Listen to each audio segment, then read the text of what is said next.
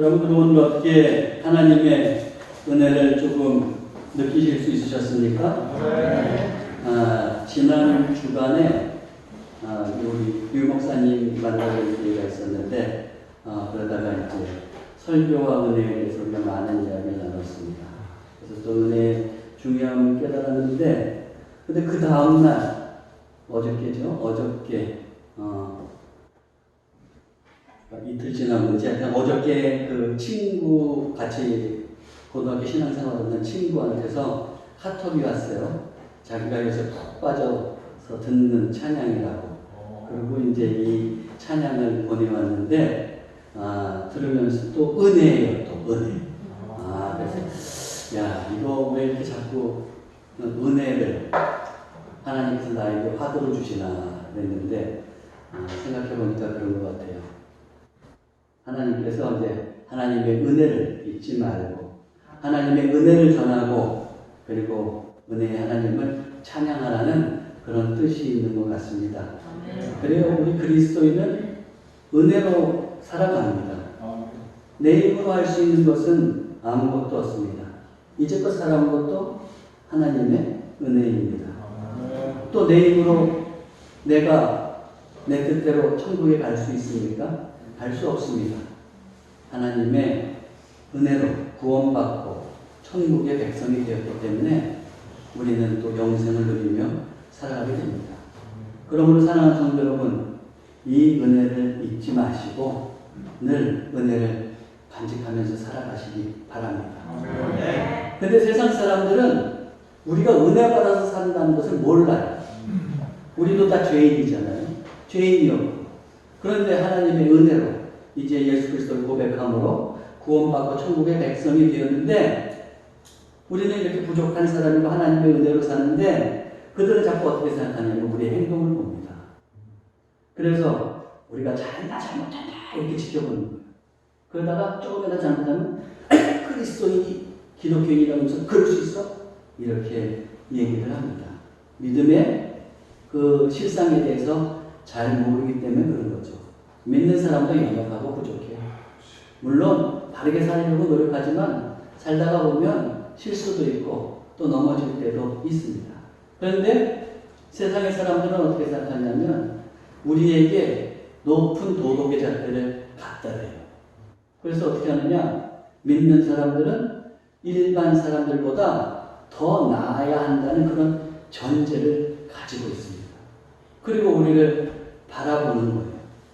그런데 우리에게는 하나님께서 어떤 사명을 주셨어요? 세상에 나아가서 사람들에게도 복음을 전하는 사명을 주셨단 말이에요. 그런데 그걸 잘 우리가 사명을 감당하려면 그 세상 사람들의 마음의 문이 활짝 열리게 만들어야 돼요. 그런데 우리가 어떻게 열리게 만들 수 있어요? 그들 보기에 그래도 깨끗하고 정결한 삶을 보여주게 될 때, 그때 이제 그들의 삶의 문이 열리게 되는 것이죠. 그래서 지난 제가 목요일에 이제 하늘 양식을 보니까 그 하늘 양식을 매일 기도서를 보다가 읽다가 눈에 탁 들어오는 그 귀절이 있었어요. 마틴 슐레스키가 그의 책에서 이렇게 얘기했다고 해요. 이 마틴 슐레스키라는 사람은 기독교인 바이올린 장인인데 이 사람이 그 쓴 책에서 이렇게 얘기했더라고요. 우리의 삶은 하나님께 드리는 기도이자 그 다음에 뭡니까? 세상을 향한 설교다 그랬어요. 즉 내가 삶에서 어떻게 행동하느냐, 그것이 세상 사람들에게 나의 설교가 된다는 거예요. 그러면 보세요. 내가 믿는 사람으로 살아가게 될 때 내가 사람들에게 귀감이 되지 못한다고 하면 나의 삶이라고 하는 설교는 헛소리가 되는 겁니다. 그렇지만 내가 고귀한 삶을 살아낸다고 하면 그의 삶은, 나의 삶은 어떻게 되느냐, 세상 사람들에게 가슴을 울리는 감동적인 설교가 되는 거죠. 여러분, 오늘 이 글을, 이 마틴 슐레스키가 한 글을 중심으로 본다면 강단에 선 저만 설교자가 아니라 여러분 자신 한 사람 한 사람이 세상을 향한 설교자라는 것을 잊지 마십시오. 근데 그 설교자로 살아갈 때 여러분은 여러분의 삶이란 설교를 통해서 헛소리를 하고 있습니까? 아니면은 사람들을 감동시키는 그런 설교를 하고 있습니다. 마땅히 우리가 감동시키는 설교를 하고 그래서 하나님 나라가 어떤 건지를 하게 하고 그 사람들의 마음의 문이 열려서 우리가 교회 안으로 초대해서 비로소 믿음의 실상에 눈이 뜨게 만들어야 되겠죠. 그러기 위해서 우리가 힘쓰고 애써야 하는 것이죠. 그런 의미에서 보면 그리스도인은 깨끗한 삶을 지향할 필요가 있습니다. 그런데 오늘날 우리가 그렇게 깨끗한 삶을 살려고 할 때 방해하는 것이 있어요. 그 중에서 가장 큰 방해물이 뭘까? 이 자본주의 사회에서 가장 큰 방해물은 물질, 돈입니다. 우리는 돈 없이 하루도 살 수 없는 형편에 놓여 있습니다. 오늘날 돈과 나는 뗄래야 뗄 수 없는 그런 관계에 놓여 있습니다. 그런데 자칫 돈으로 걸려 넘어지기도 합니다. 돈에 있어서 우리 그리스도인이 정말 깨끗한 사람이 되어야 하는데 그렇지 못하고 넘어질 때도 있다는 말이에요. 물론 그리스도인이라고 무조건 돈을 배격하고 가난하게 살라는 말은 절대 아니죠. 그럴 필요도 없습니다. 그것을 꼭 그렇게 선택해서 살 필요도 없습니다. 하지만 돈 때문에 타락하거나 그의 삶이 그렇게 된다면 그건 문제입니다. 우리 그리스도인은 물질에 있어서 깨끗하고 바른 삶을 살 필요가 있죠. 깨끗하고 투명한 삶을 살 필요가 있는데 그것이 하나님께서 기뻐하시는 삶인데 그걸 통해서 이제 믿지 않는 사람들에게도 좀 본을 보여줘야 되는데 그러면 어떻게 해야 될까? 오늘 이제 물질과 관련해서 오늘 본문 말씀을 통해서 살펴보려고 합니다. 사도 바울은 밀레도에 이르렀고 그리고 거기서 에베소의 장로들을 초청해서 작별 인사를 하면서 당부의 말을 하고 있어요. 그게 바로 사도행전 20장 17절에서 35절 말씀인데 우리가 그 내용을 지금 한 두세 주간 살펴봤죠? 네, 살펴보고 있어요.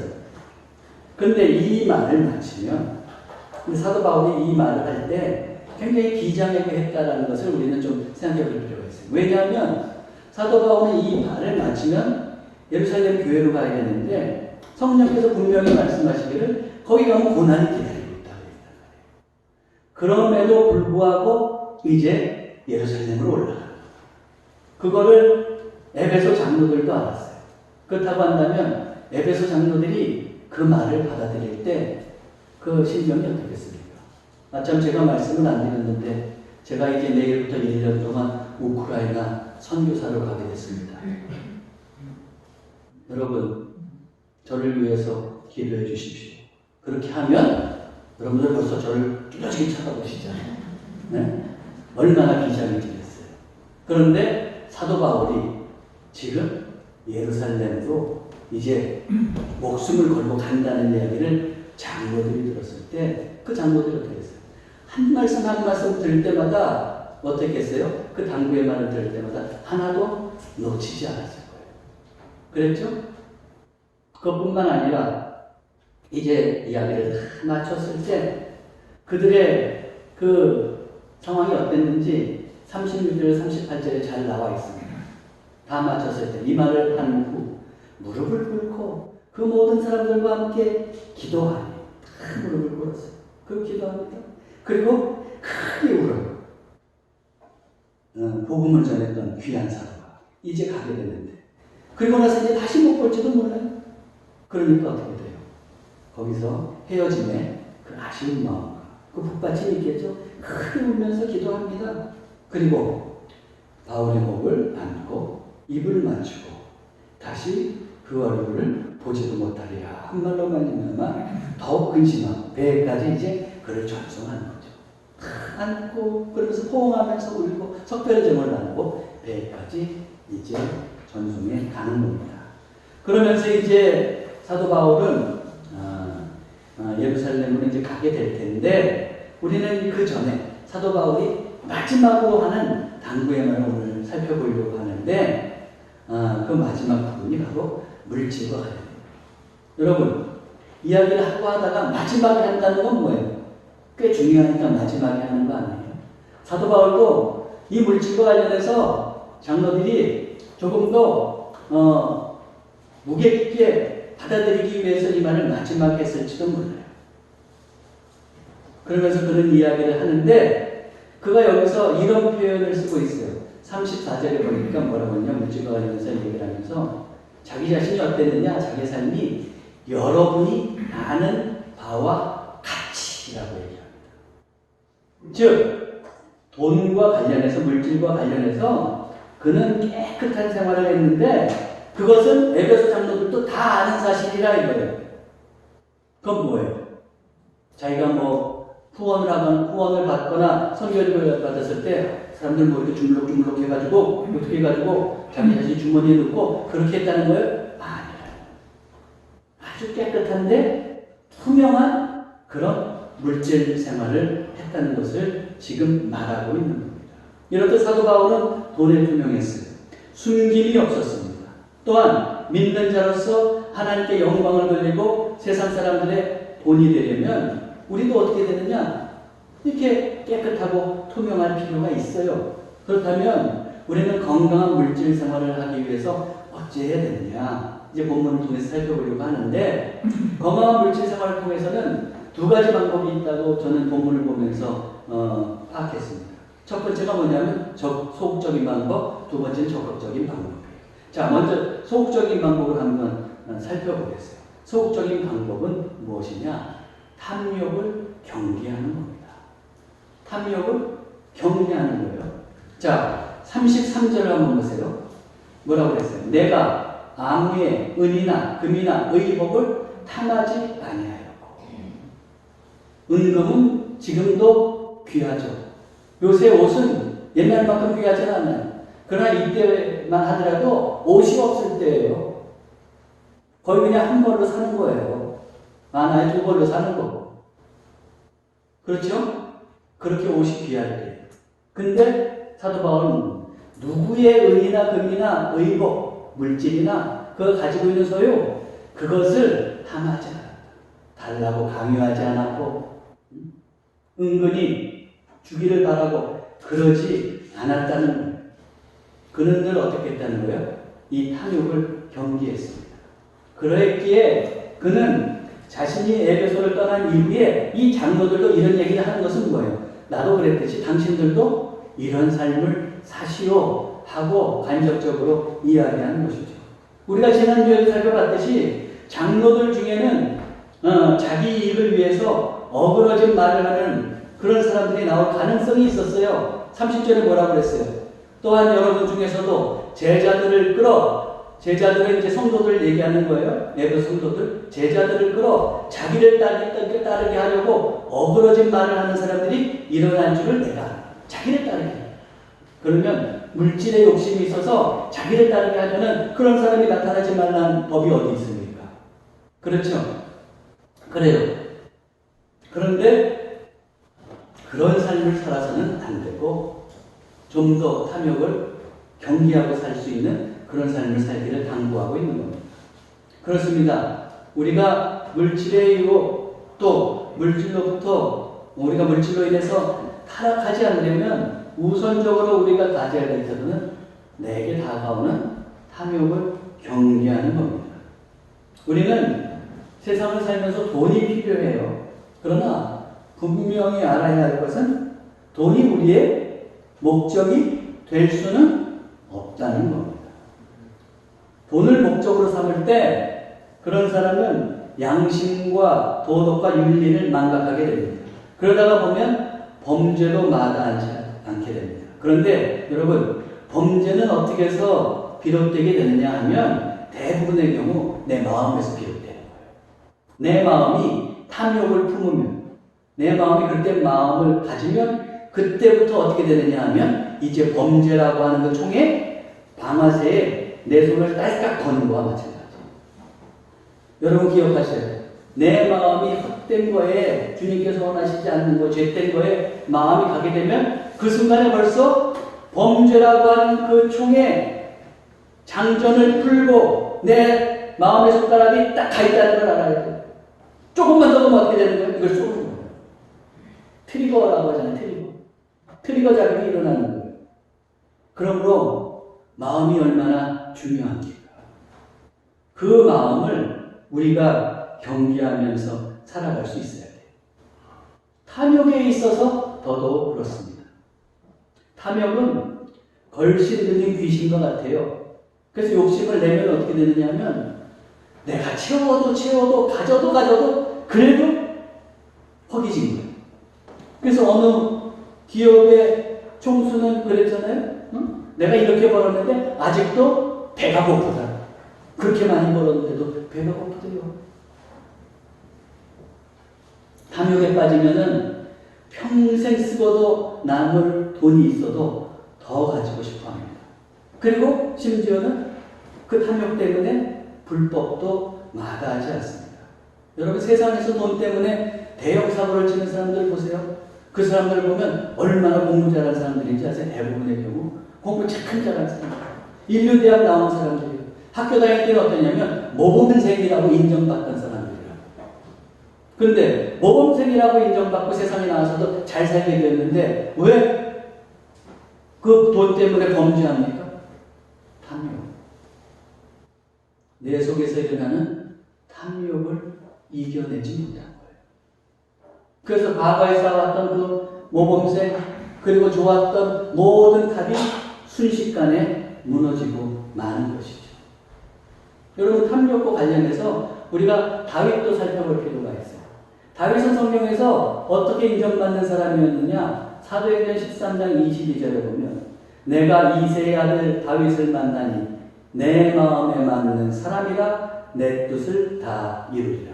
하나님께서 뭐라고 한다고요? 다윗을 내 마음에 맞는 사람. 그러면 하나님의 성적표를 볼 때에는 신앙의 성적표를 볼 때는 다윗은 우등생이었어요. 그렇죠? 그렇지만 우리 잘 알잖아요. 성경을 통해서 다윗은 어떤 범죄를 범했습니까? 남의 아내를 가난했어요. 데려다가 가난했어요. 왜 그랬을까요?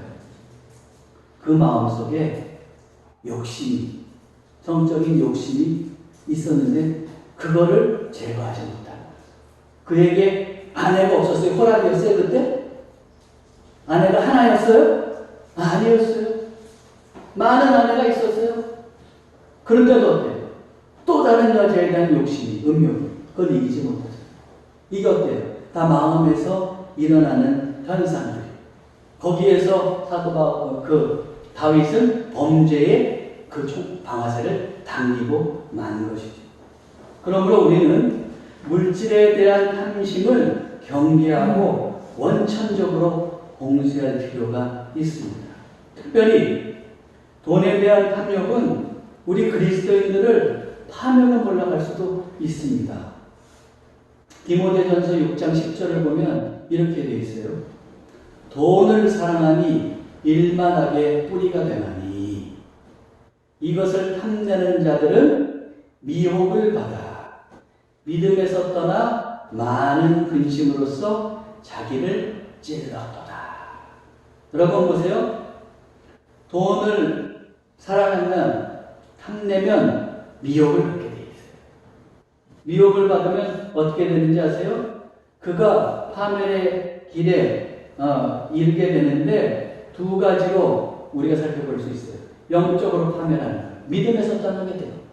이제 돈이 아니라 하나님이 아니라 돈을 섬기면서 살아가게 돼요. 그러다 보니까 믿음에서 떠나죠. 그럼 어떻게 되는 거예요? 그는 구원받지 못하는 사람이 되는 거예요. 네? 지옥의 백성이 되고 마는 겁니다. 그것뿐만 아니라 그 이후에 육적으로 살 때도 어떠하느냐? 이제 보세요. 믿음에서 떠나 많은 근심으로써 하나님을 의지하지 않으니까 어떻게 되는 거예요? 자꾸 근심이 쌓이는 거예요. 자기 힘으로 돈 벌고 그리고 이겨내면서 살아가려고 하니까 얼마나 힘들어요. 근심이 쌓이고 쌓이죠. 그래서 자기를 찌른다. 결국 육적으로도 파멸하고 마는 거예요. 제가 여러분 예전에 말씀드렸죠. 그 세계적인 부자로 유명한 록펠러는 그 당시에 33살에 백만장자가 됐습니다. 43살에 미국에서 가장 큰 회사를 소유하게 됐어요. 53살에는 억만장자가 됐습니다. 그런데 그는 그렇게 53세가 됐지만 행복하지 못했습니다. 그에게는 알로피시라고 하는 그 병이 걸렸어요. 원인도 모르는데 자꾸 털이랄 거는 머리털도 그렇고 수염도 그렇고 모든 털이 다 빠지는 거예요. 털이 빠질 뿐만 아니라 몸은 초췌해지고 말라갑니다. 아무리 멋진 옷을 입으면 뭐예요? 다 빠졌는데 돈이 많아서 멋진 옷 입었다고 쳐보세요. 몇 천만 원짜리 옷을 입고 몇 억짜리 시계를 샀는데 얼굴은 쫙해가지고 모든 털이 다 빠져가고 이러고 있다고 보세요. 오태가 납니까? 안 나죠. 거기다가 어떻게 돼요? 먹는 것 마음대로 먹는 억만장자가 됐는데 오렌지 주스 한 잔 마실 수 있는 힘이 없어. 그것도 겨우 마실까 말 거예요. 여러분 부자 되고 싶으신데 그렇게 살고 싶지는 않으시죠? 그러실 거예요. 조금 없어도 먹는 대로 소화 잘 되고 건강하게 살면 얼마나 좋아요. 근데 록펠러는 이렇게 살았어요. 먹지도 못하고 잘 움직이지도 못하고 심지어 잠도 제대로 자지 못하는 그런 신세가 되고 말았습니다. 의사에게 가서 진단을 받는데 의사가 최종적으로 이렇게 얘기합니다. 사장님 이런 상태로 살면 1년 버티기 힘들겠네요. 왜 이렇게 됐어요? 탐욕 때문에 그렇게 된 겁니다. 그는 믿는 사람이었지만 사업에 몰두하면서 언제부터인가 명목상의 그리스도인으로 변하고 말았어요.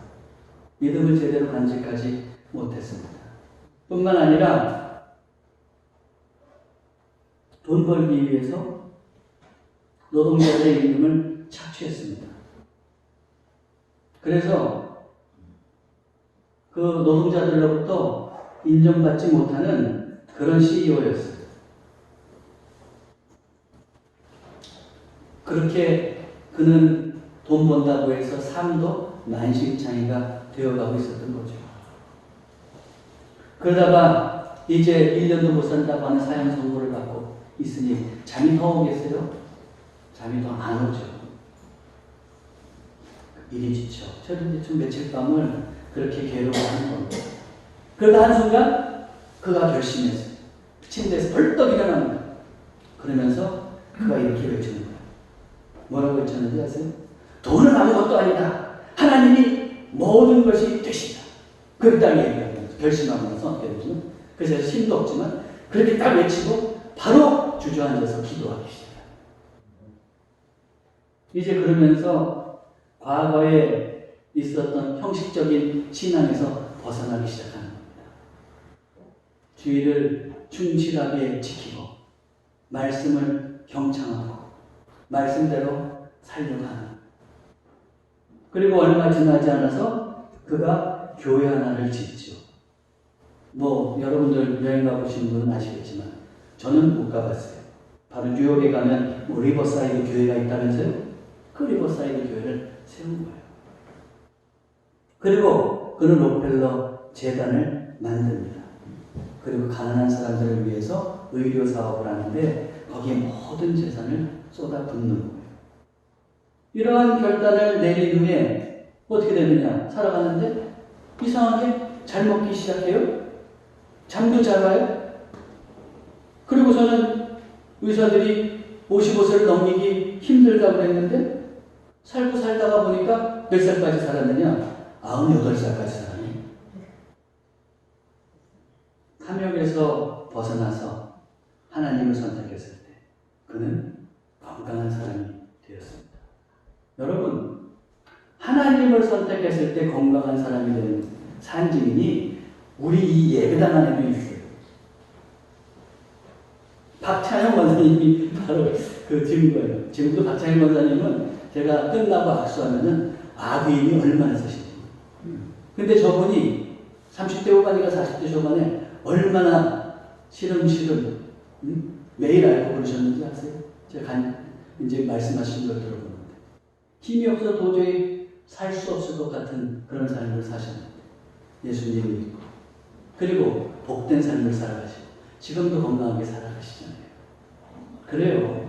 여러분, 우리의 삶에서 물질이 내 삶의 주인이 될 수 없습니다. 하나님이 삶의 주인이시죠. 그때 하나님의 은혜가 우리에게 임하는 것이고 우리는 은혜 가운데서 풍성한 삶을 살아갈 수 있습니다. 그러므로 모쪼록 여러분, 사랑하는 성도 여러분, 돈이 아니라 하나님을 선택하면서 살아가시기 바랍니다. 여러분 한번 외쳐보세요. 돈보다 하나님이다. 돈보다 하나님이다. 예, 그런 탐욕의 마음이 찾아올 때 여러분들 그 탐욕을 또한 경계하면서 하나님을 선택하고 살아가시기 바랍니다. 두 번째로 이번에는 그 건강한 물질 사용과 관련해서 조금 더 적극적인 방법을 살펴보려고 합니다. 그 적극적인 방법이란 제가 결론적으로 말씀드리겠는데 내 물질을 내놓는 연습을 하는 거예요.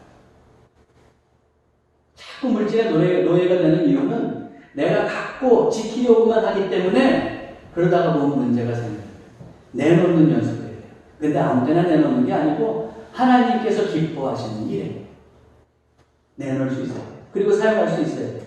그러면서 우리는 물질의 유혹을 극복하고 건강한 그리스도인을 살아갈 수 있습니다. 34절 보세요.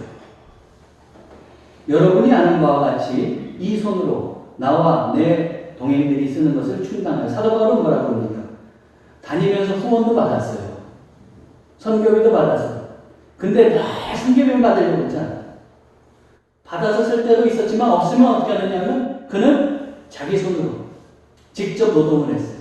사도 바울에게 기술이 있었죠. 청막을 비롯한 그런 가죽 제품 만드는 기술이 있었단 말이에요. 기술자예요.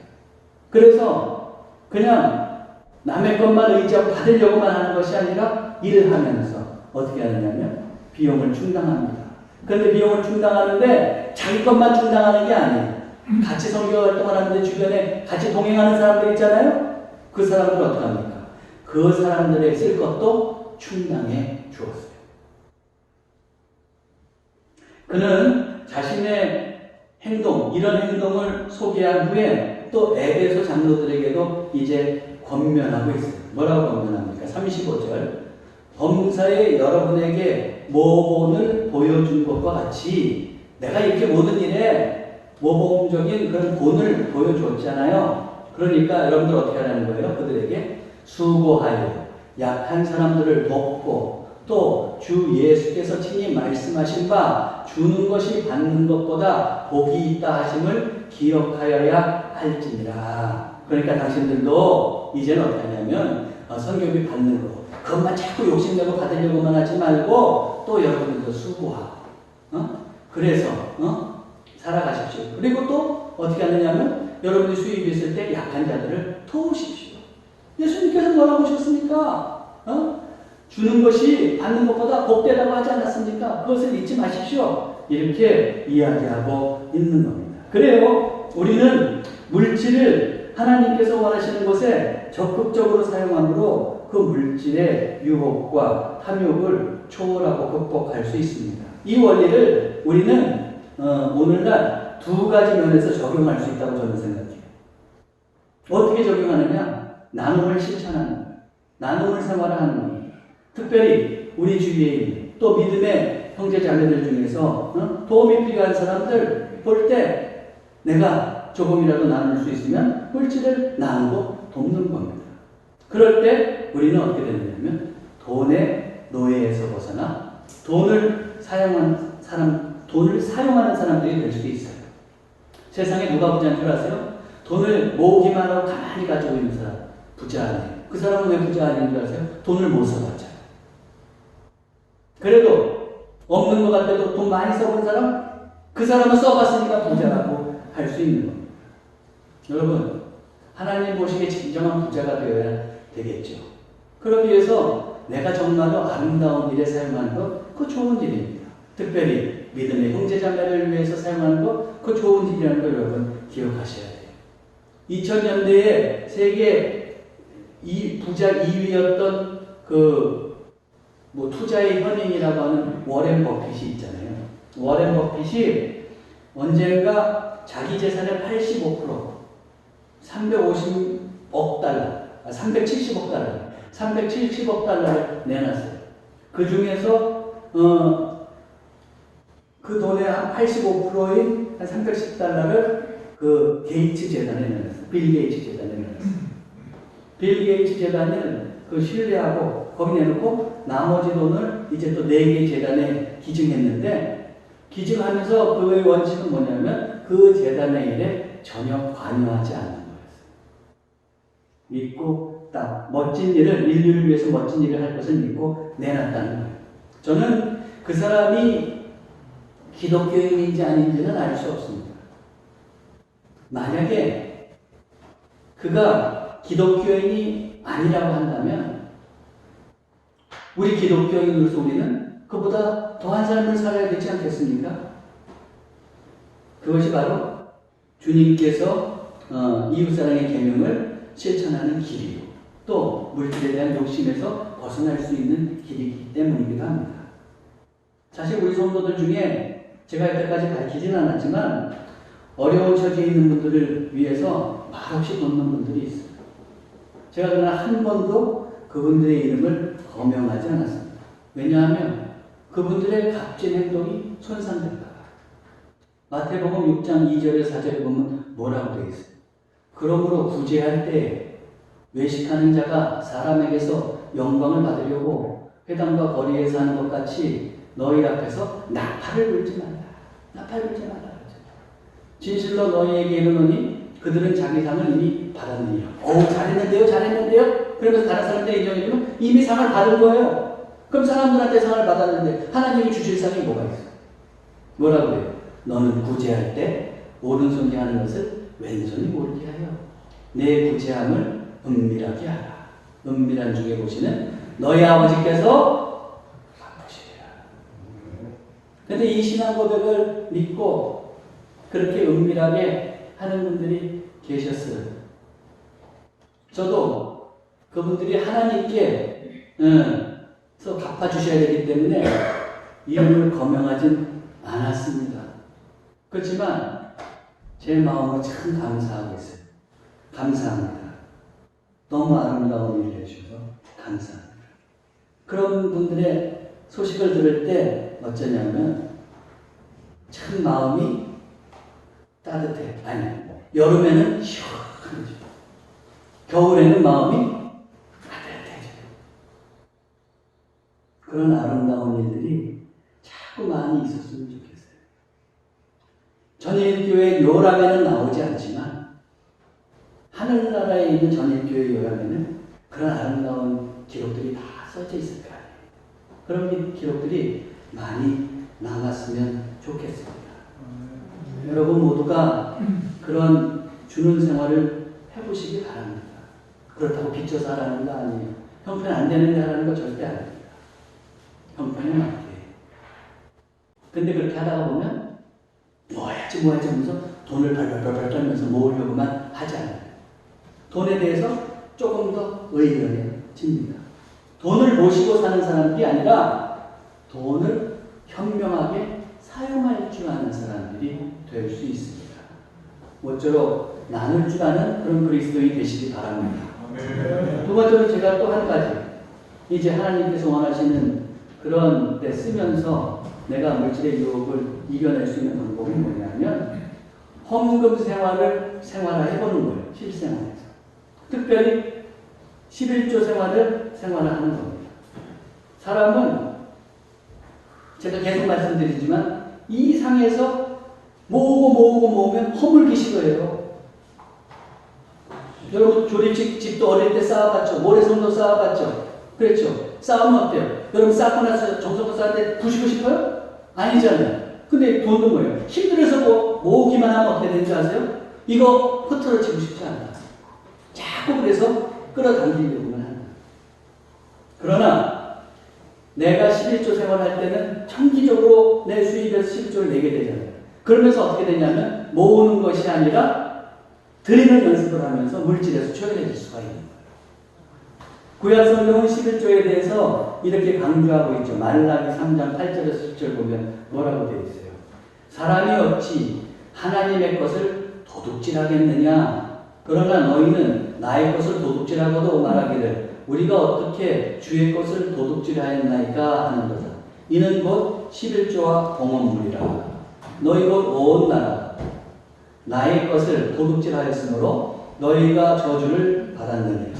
만군의 여호와가 이르노라. 너희의 온전한 11조를 창고에 들여 나의 집에 양식이 있게 하고 그것으로 나를 시험하여 내가 하늘 문을 열고 너희에게 복을 쌓을 곳이 없도록 붙지 아니하나 보라.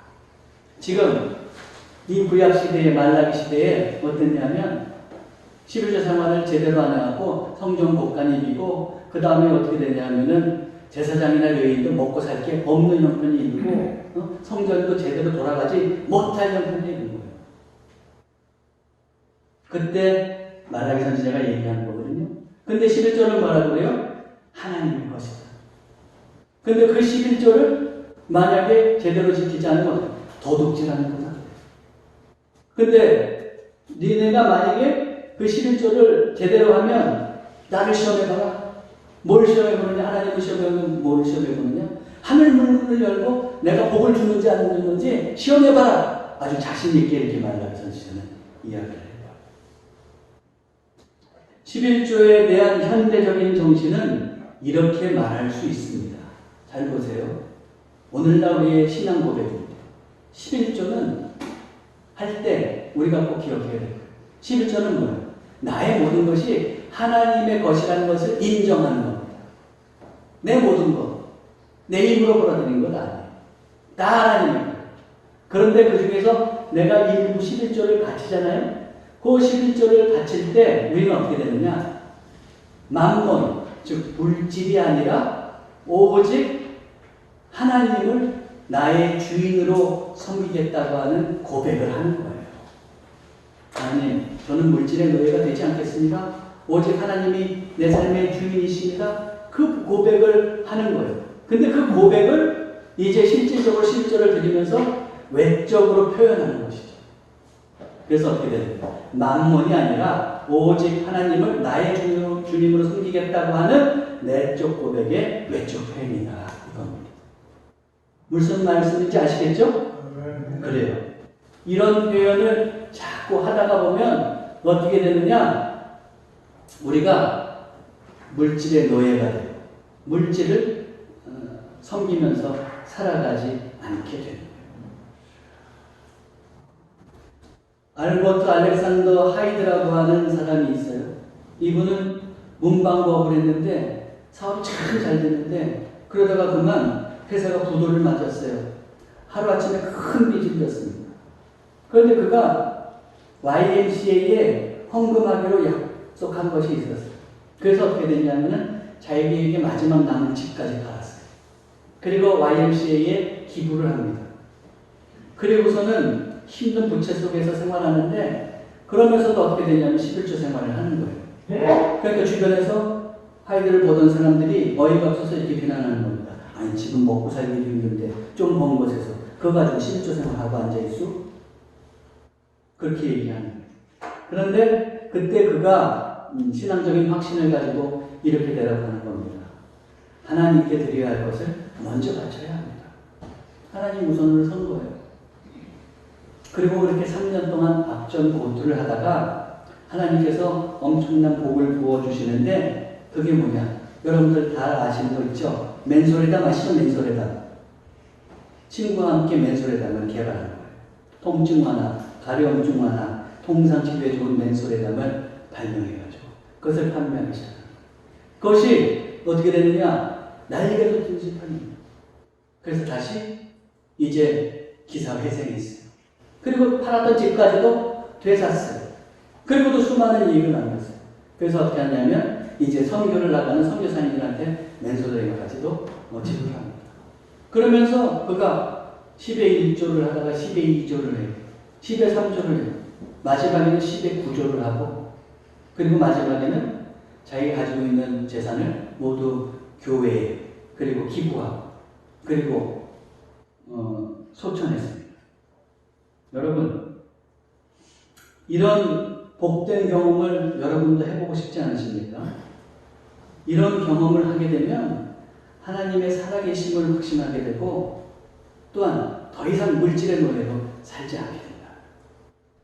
그런 의미에서 우리는 하나님이 원하시는 곳에 물질을 내놓는 연습을 하는 거예요. 그럴 때 쥐고만 있지 않게 되고 물질의 노예에서 벗어나게 돼요.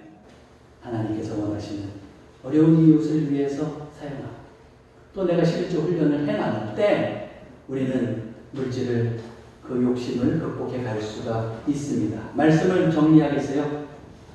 우리는 그리스도인으로서 선교를 위해서도 건강한 신앙생활을 해야 되는데 그러기 위해서는 소극적인 방법으로는 탐욕을 경계하면서 살아갈 수 있는 방법이 있겠죠. 또 하나는 하나님께서 원하시는 곳에 물질을 또 내어놓고 활용하면서 살아갈 수 있습니다. 그럴 때 하나님께서 우리의 삶을 또한 책임져 주실 것이고 우리는 물질에서 자유한 진정으로 물질을 사용할 줄 아는 복된 성도이 될 수 있을 겁니다. 여러분들 모쪼록 물질의 노예가 되는 것이 아니라 하나님을 주인으로 모시고 살아가심으로 하나님께서 이끄시는 복된 삶을 경험하시기를 주님의 이름으로 축원합니다. 네. 기도하겠습니다. 하나님, 저희들 물질의 노예가 아니라 온전히 하나님을 주인으로 모시는 삶이 되기를 원합니다. 물질에 투명하고 깨끗한 사람이 되어서 삶으로 세상 사람들에게 설교할 수 있는 거룩한 그리스도인이 되게 해 주옵소서. 이를 위해 영과 육을 죽이는 탐욕을 제거하게 하옵소서. 기꺼이 물질을 내놓는 삶을 살게 하옵소서. 도움이 필요한 이웃을 위해 내놓고 하나님께 드리는 생활을 하게 해 주옵소서. 내놓는 훈련을 통하여 물질의 노예에서 벗어나게 하시고 물질을 아름답게 사용할 줄 아는 지혜롭고 거룩한 그리스도인이 되게 해 주옵소서. 우리 주 예수 그리스도의 이름으로 기도하옵나이다. 아멘.